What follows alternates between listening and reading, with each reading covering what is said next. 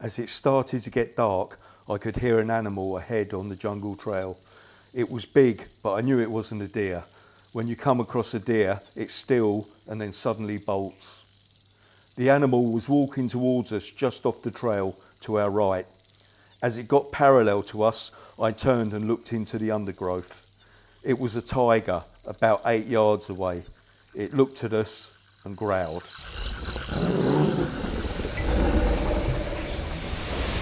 Okay, good morning from Khao Yai National Park, Hilsawat waterfall.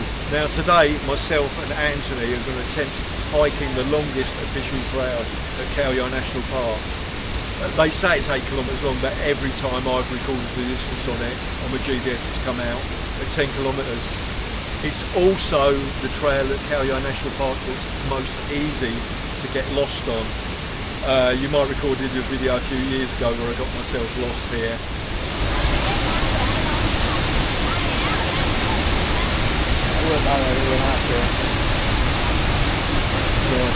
Right, so before we get going with the hike, this is Hilsawat waterfall at Khao Yai National Park, which is probably the most famous because on the Leonardo DiCaprio movie The Beach, there's a scene where they run and jump over a waterfall.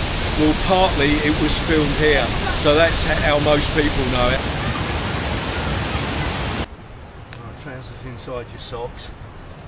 You just get this stuff and just give it a all around your shoes, bottom of your socks, bottom of your trousers.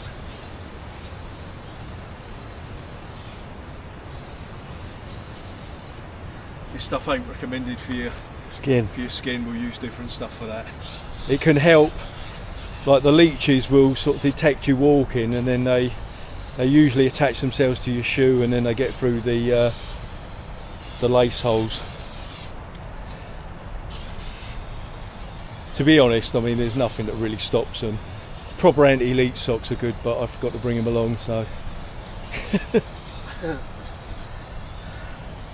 Right, that'll do you. Save a bit for later, we can like reapply.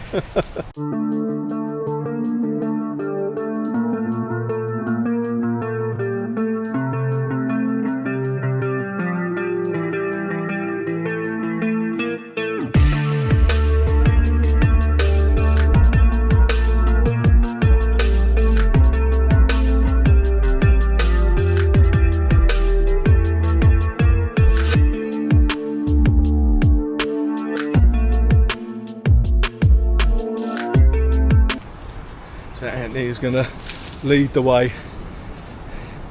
See your trekking skills. I would go left here. Now this trail is real authentic jungle, and usually when I hike this trail, which I haven't done for a couple of years, normally when I hike this trail I start from the other end, which is by the visitor centre, and hike this way. But I tend to find it's this end of the trail where you're the most likely to get lost, and like if you hike it that way you reach it when you're already pretty tired, you know. So hopefully we're going to negotiate the worst of it at the beginning today. Yeah, you don't want to go that way. It's quite a drop, isn't it? Yeah, there is. There's a lot of cliffs on this hike. There's a hole down there, do you? No, there's some worse spots, you know. There's some spots where you can't really see it because of the foliage, you know.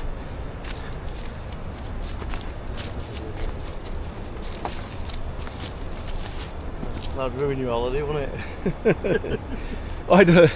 When I used to work here in the early 90s, my friend Mike, he used to have a bottle of Thai whiskey with him wherever he went, you know, and he took some tourists on these trails, and these are the days before GPS, do you know what I mean? And he got lost, you know, and he was under stress, so he was taking swigs out of his bottles. Somehow he found his way out of it, I don't know how, but dodgy. Oh, that was dodgy, yeah.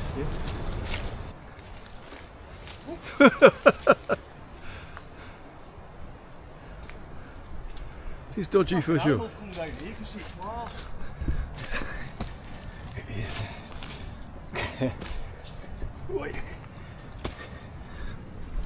It's good to pick momentum up, isn't it, really? I like something to grab hold of. We'll accept that. That's it.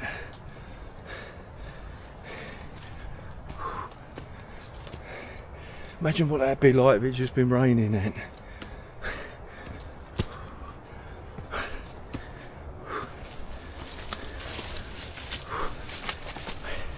See them claws? In what? Claws at the bottom. Oh, what, you mean the claw marks? Yeah. Yeah, something gone up there. Yeah. Probably a bear. Yeah, that was well spotted actually. I was asleep, yeah. I did see him, yeah, that would have been a bear.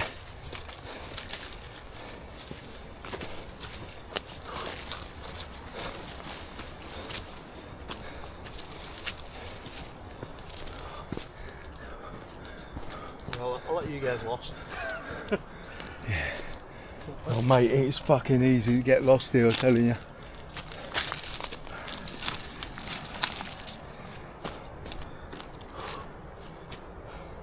That looks like the trail over there, doesn't it?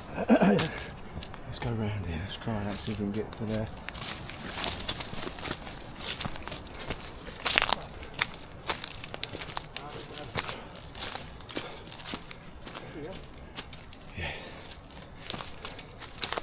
I think it is. It's fucking well dodgy, doesn't it? It almost looks like the trail there though, doesn't it? Yeah. Probably is. Yeah. Yeah, it's just a bit of a, it just loses its way a bit. It looks all of a sudden it looks clear from here, doesn't it? Yeah. You know? It's amazing it can do that. Looks like the trail disappears and a few yards later. One of the biggest problems, Ant, is you get a lot of elephant damage, you know, the smashing area. Oh, they hide the trail? Yeah, and it hides the trail, you know, and you sort of have to try to negotiate yourself around. And it can be a pain, you know. To get back on it? Yeah, it can be a real pain sometimes to do that.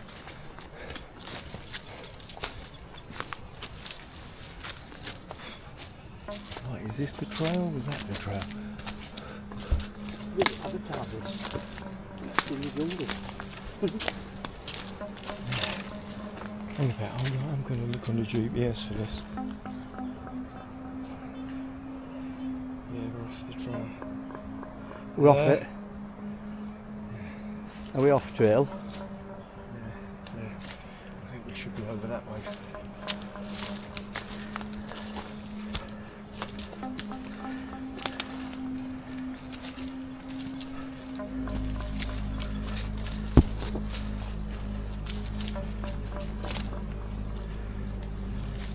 No, I think we should be down.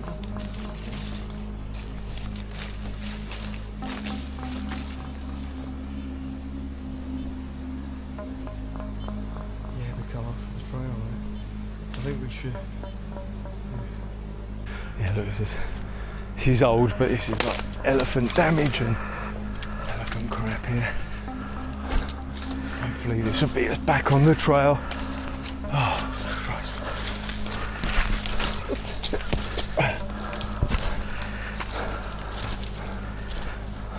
Right, we just got lost back then. That bit where we were scrambling up the hill, we shouldn't have scrambled up the hill, you know. You get up there and it looks like a trail for a while and then you realise you're lost. And again, GPS to the rescue. Hopefully we're back on the trail again now. But it's easy, mate, isn't it? It's easy to slip off, isn't it? It all looks the same. It does, it all looks the same, exactly. Oh wow. Got balance across that. Oh. You're right, you've good balance Yeah, there. we're right.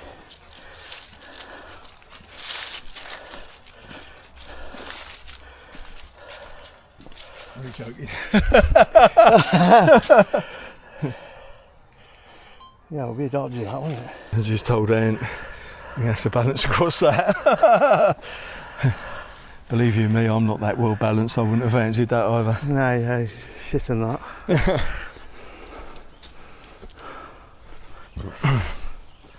Look, there's one of them giant millipedes. Where? That's the millipede. Was that what you saw the other day? That's what I saw. Yeah, they're not the dangerous ones. That's a millipede. The centipedes have got the legs at the side and they're red and they're really quick.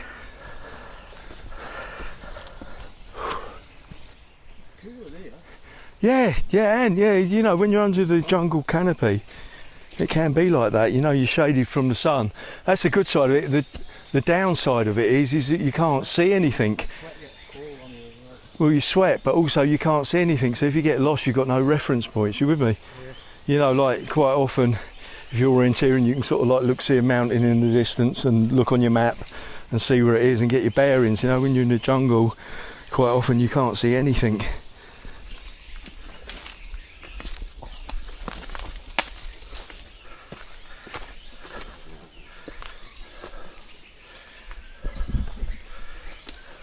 Whoa. God, I wonder what the size of the elephant is that bloody made that mess. I don't know, you know, look, it's probably about 10 days old, but look at the size of it. I mean... Nah, it's a St Bernard, that. That is like the mother of all elephants herds, isn't it? Yeah. It's the big daddy. Like a big ball.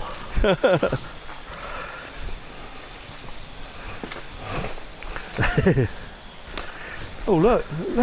Did you knock that down? Yeah, I knocked it down. Oh, you did? Oh, God. Good for that. I thought there might be an elephant up in the tree or something, dropping it there. Fucking hell, I thought not. Yeah, I rolled it down the hill like I was giving all in ball. Yeah.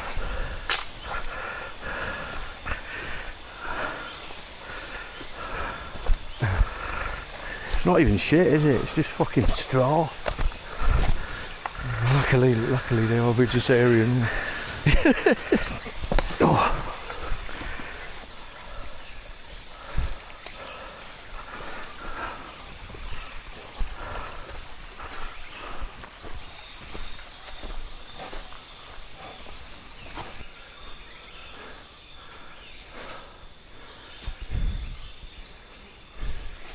Look at that. I know. Could be hard, couldn't it? It's dodgy. Sketchy. Yeah, I reckon this is it, yeah.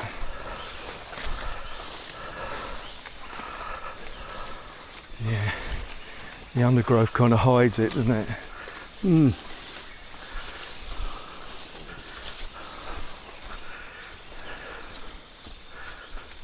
I fucking wouldn't like to get out of here though without one of them what's-its. What, the GPS? Yeah. No, that's right. It's I think you just have to get yourself to the river and just go down with yeah, the river. oh yeah, you'd have to follow the river. That would be the key. You'd do it, but it wouldn't be pleasant. So it's really rocky and bumpy ride it would be, but yeah, ultimately you would get where you want to go.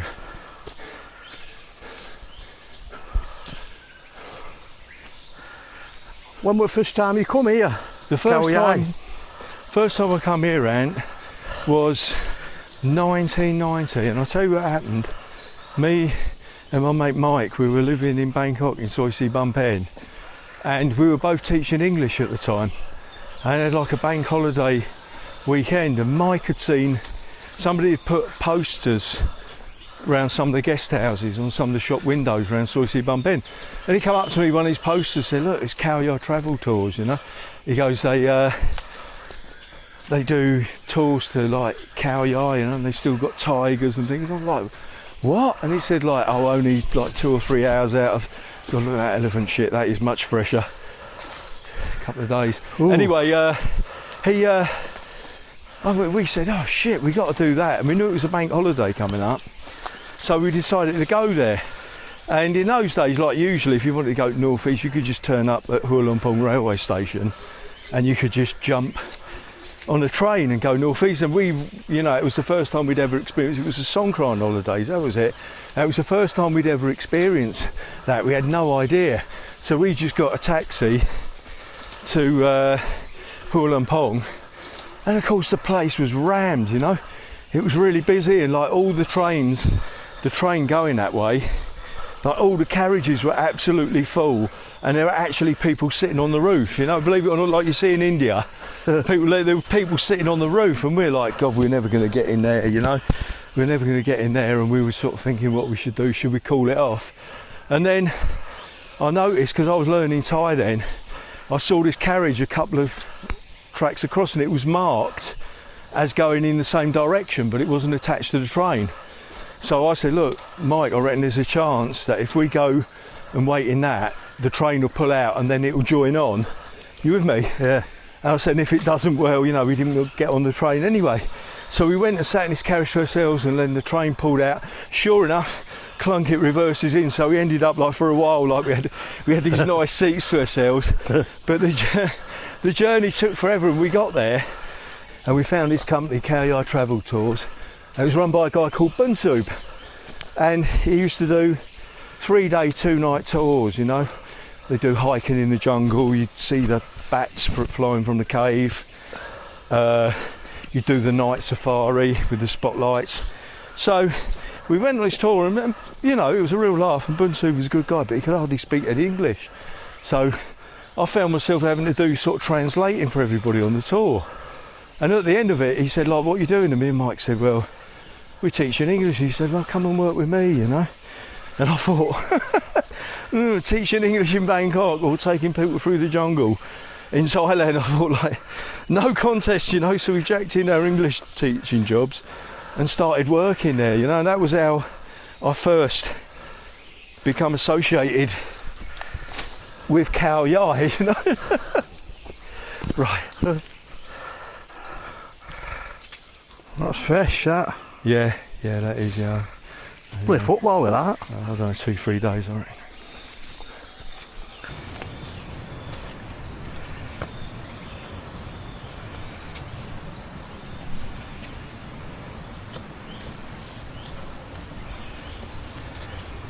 Has it changed, Khao Yai, since 90? Oh yeah, for me.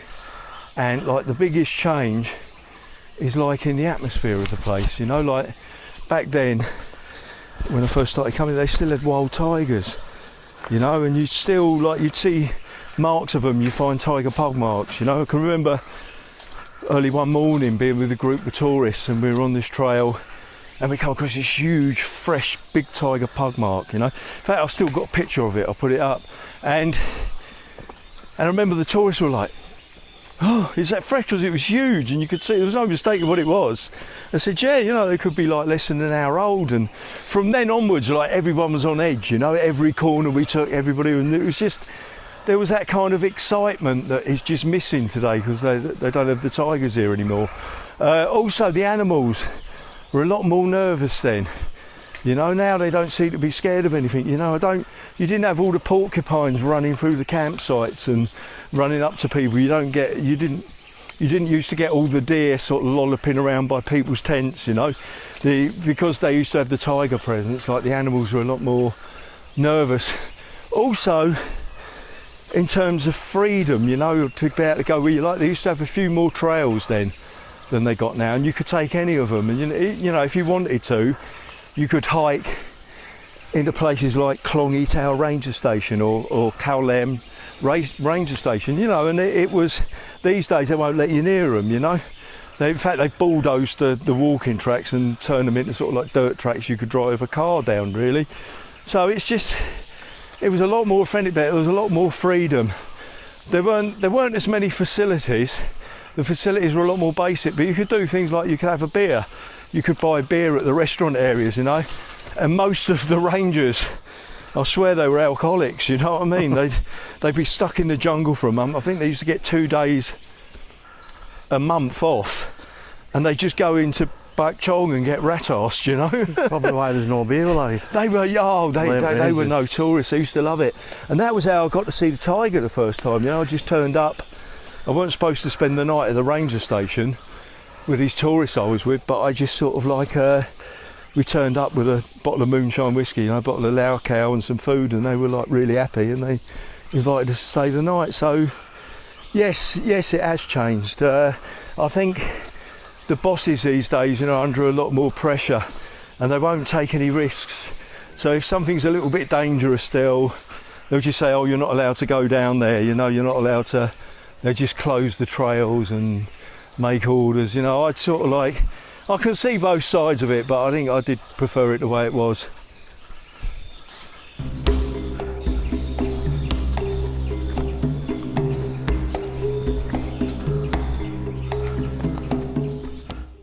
There's something truly magical about hiking through the jungles of Thailand. The dense, lush greenery, the distant call of wildlife. It's like stepping into another world. As I navigate winding trails and cross clear streams, I feel stress melt away, replaced by a sense of calm and purpose. It's not just exercise, it's a way to reconnect with nature and with myself. Every trek leaves me recharged, full of energy and with new perspective. Hiking here isn't just an adventure, it's my way to reset and feel truly alive. I'm always surprised that so many people are too caught up in their day-to-day lives to go hiking here in Thailand. They just think about the effort, sweating it out on steep trails or trekking through dense jungle, the insects and the dangers of the unknown. But they're missing the point. Hiking isn't just physical, it's mental freedom. The fresh air, stunning views and the peace you find out there are worth every step. It's a chance to escape the grind, clear your mind and recharge your spirit, to challenge yourself and overcome. If more people gave it a shot, they'd realise it's not just about the effort.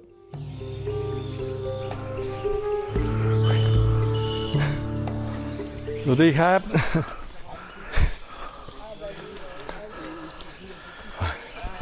Hi.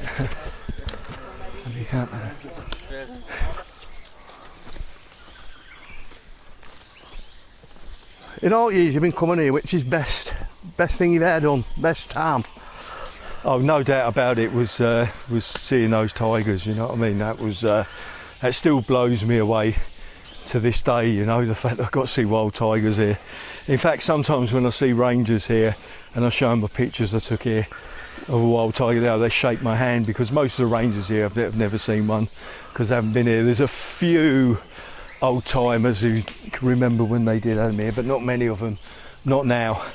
That just blew me away. But like, rather than tell those stories again, I did a video where I told the stories of my tiger encounters and I showed the pictures. I'll put a link to that video in the description.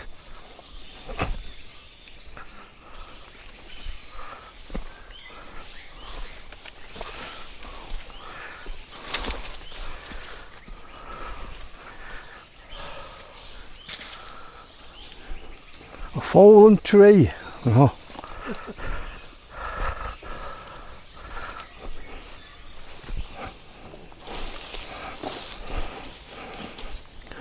It's half the game, isn't it? Navigating round fallen trees. There's some.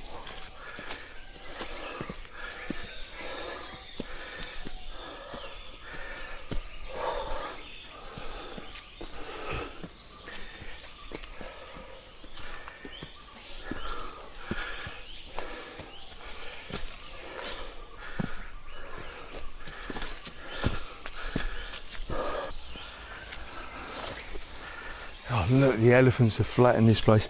I'll tell you what, this is what happens. You're following a trail and you come across an area with either like natural tree fall or like this, where it's probably a bit of both. The trees come down, the elephants have kind of like have flattened it, and it can be real tough to try to find the trail. Actually, it might be it over here.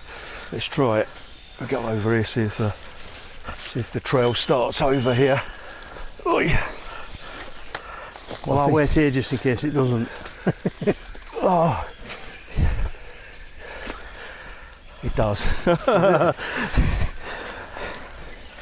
dear me, see what I mean? It's so easy to get lost, can't you, Ant? You know? I hear. Do you know what I mean? It's just, oh look. I mean, they're big elephants as well. You know what I mean? You get elephants. There's elephant's turd and there's elephant's turd. Yeah, they're big then, aren't they? Yeah.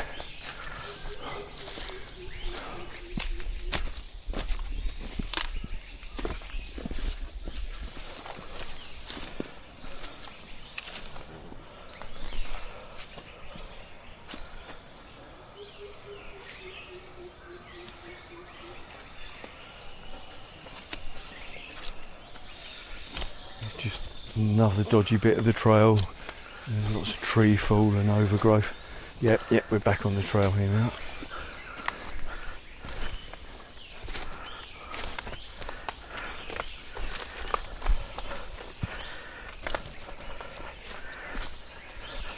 Yeah, there was another time when I come here with a good friend of mine, Harley, from America, and we just arrived at Khao Yai National Ranger Station, which was the place that first time I'd seen a tiger was there.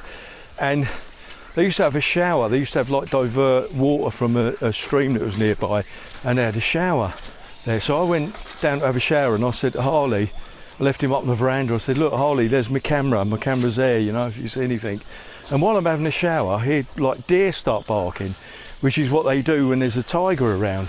So I thought, I wonder if there's a tiger around. Anyway, I carried on with the shower, and I come out, and Harley's looking like he's seen a ghost, and he's going, Carl, he goes, I just seen a tiger, you know. And he said it was just laying down by that termite hill. There was a termite hill just at the side of the trail that led to the ranger station from the jungle, and he goes, and it lay there for about 30 seconds, and it just got up and it just slowly walked back into the jungle.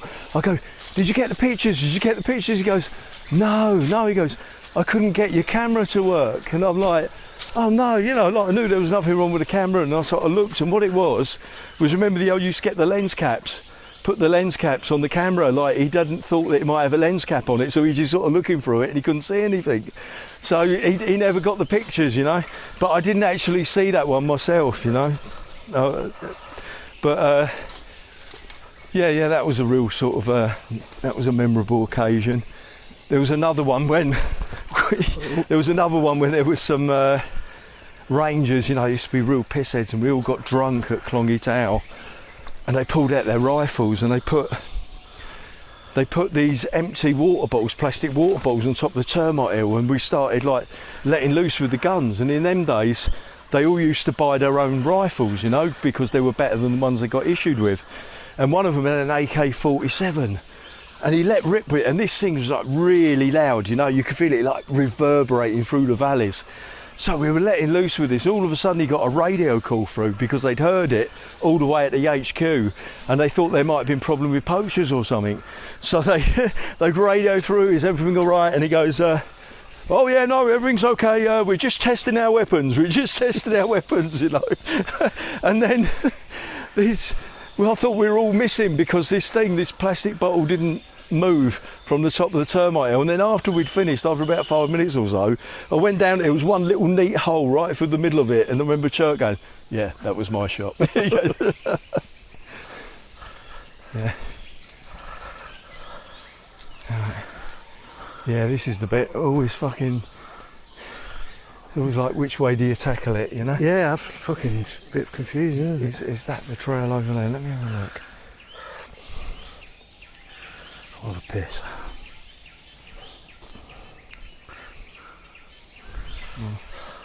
I think we might cross it a bit to the right. Yeah, have your pee first, you know.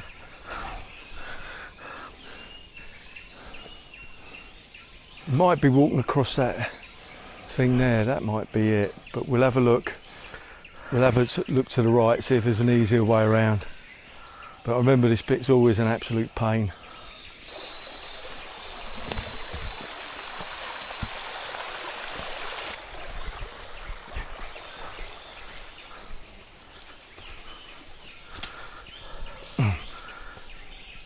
Do smugglers go into deeper parts of Khao Yai, or do they come round here? You mean the poachers? Poachers? Yeah, the poachers.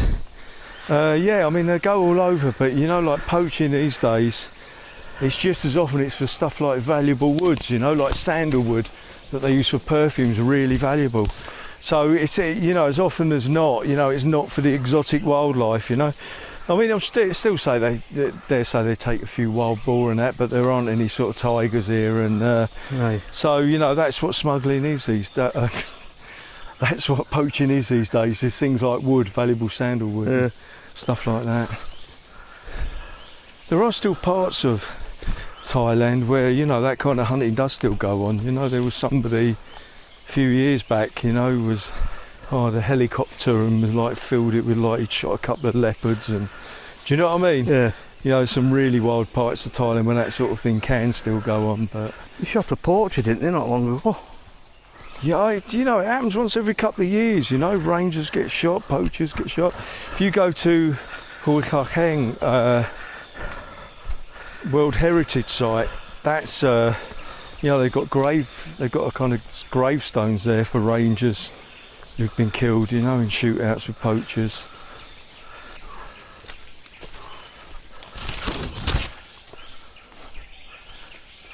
Oh, look at that tree there, look, see, it's fallen down, but them branches have stopped it, look, see?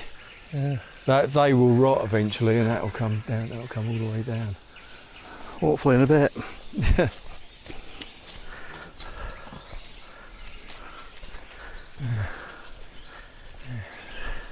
So it's cracked, it's just got caught.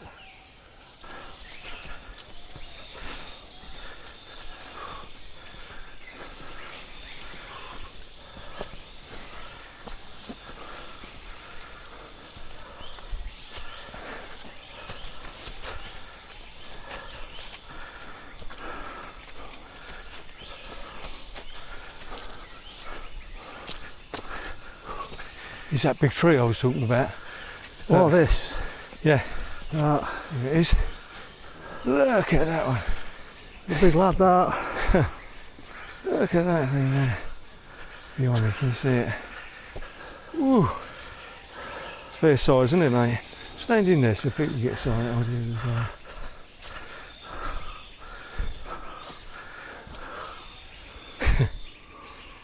There you go, and get a size of it there.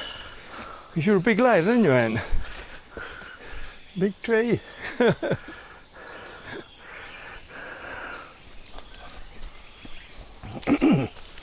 It's a lot more dense, isn't it, the jungle at this end of the trail? Is it?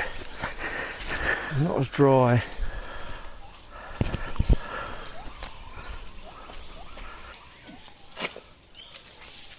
Yeah.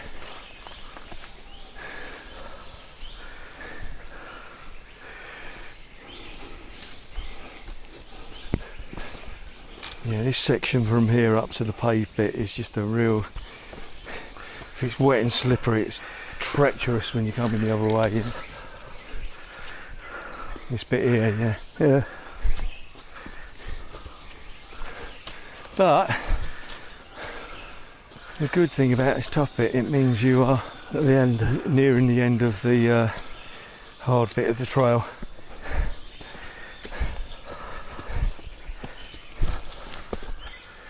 It's a bit of a twat, isn't it? What you doing? Fall backwards.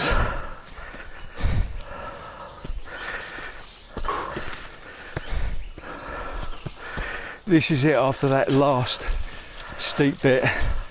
We are on the last real section of the trail, and in a moment we'll meet the bit where this trail reaches the Khao Yai nature trail, as they call it, which is actually paved, and from there, like, it's an easy 500 metres back to the visitor centre. How are you feeling, mate? Not so bad. Just long, isn't it? It is long, mate. Longer. It just goes on and on and on, and you can't drop your guard for a second. You know what I mean? Because you just end up. It's about 6 miles, isn't it? Oh, it's definitely 10 kilometres. They say it's 8, but it's not. I think the thing is with these trails, I think they measured it point to point. Do you know what I mean? If you use your GPS and then walk 300 metres and then mark a point and join them all up, you're missing all the curves, you know? Yeah. And I'm pretty sure that's how they did it. They did it point to point. But when you actually measure the actual trail, you know, it's a good bit further. There it is, see? Huh? See the paved trail? Yeah. Once we get over this tree. So absolutely the very last real obstacle, mate. And that's it, well done, mate. Look, this is the paved nature trail.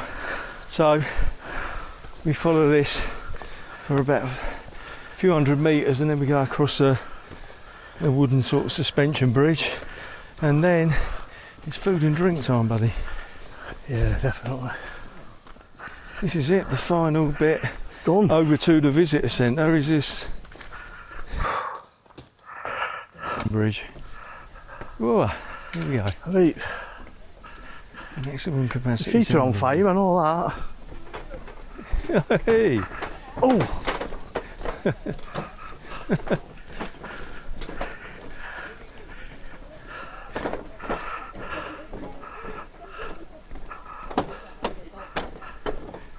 Ooh.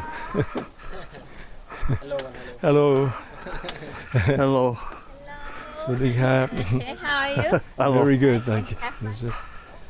Hello. Hello. Excuse me. Thank you.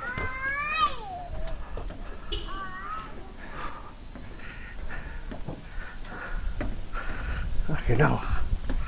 I believe he's fucking hiked 6 miles through the jungle.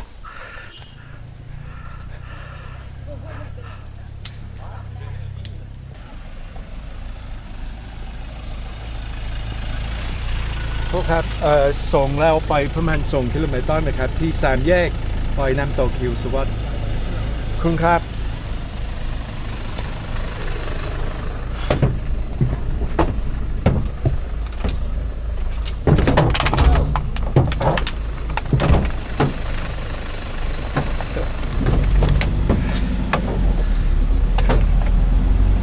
I told you, mate, all you need is a bit of charm.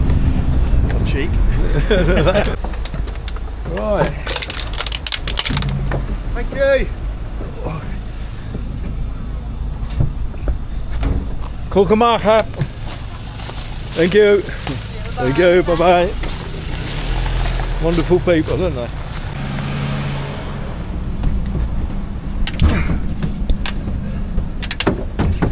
Right. Okay. Second lift of the day. Yeah. Friendly, aren't they? Yeah. Wouldn't get out like that in England. No, you wouldn't, would you? Yeah, just say, sorry mate, if I went to the way. Yeah, yeah. You know you're going that way, but I don't know. Yeah, it's different attitude here, isn't it? It really is. That'll give me stuff. I remember I was in Kanchanaburi and I got lost. Yeah. And I went to this little village and I said, I want to go to like, I had my phone on, I want to go to like Kanchanaburi town centre.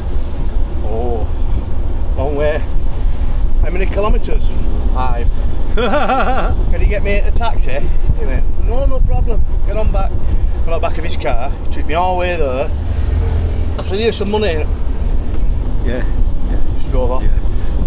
No, wonderful people like that, really, you know, really kind of like, yeah, in some ways almost kind of, in some ways almost puts our cultures to shame, you know.